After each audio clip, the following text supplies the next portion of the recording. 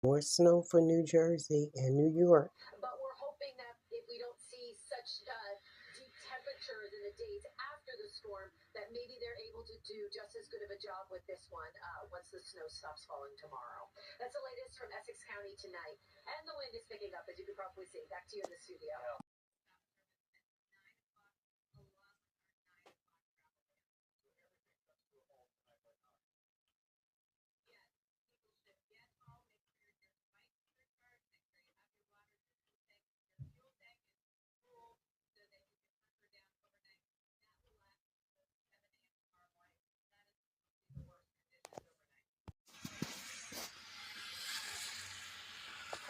Here we go again, guys.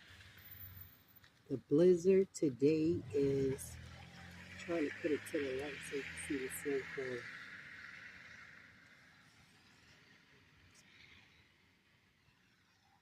Today is February 22nd. I would suggest anybody go out here driving in New Jersey where I'm at. No, it's not worth it. No, not at all. Trying to get down the street. Let me see if I can do it.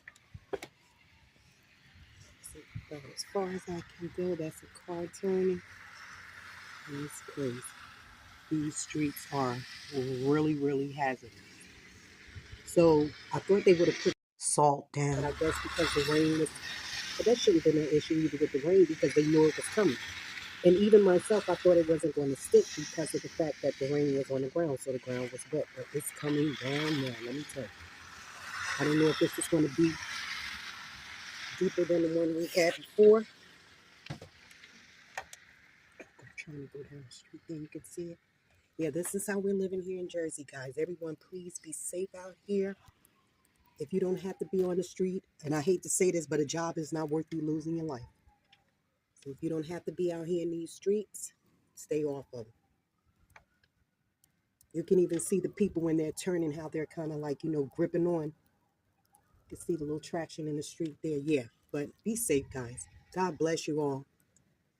We're going through enough already. We don't need to be out here slipping and sliding.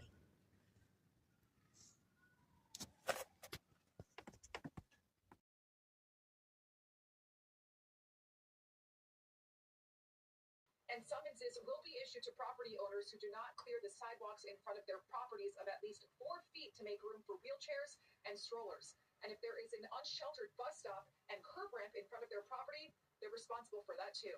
Reporting outside OEM headquarters in Brooklyn, Michelle Ross,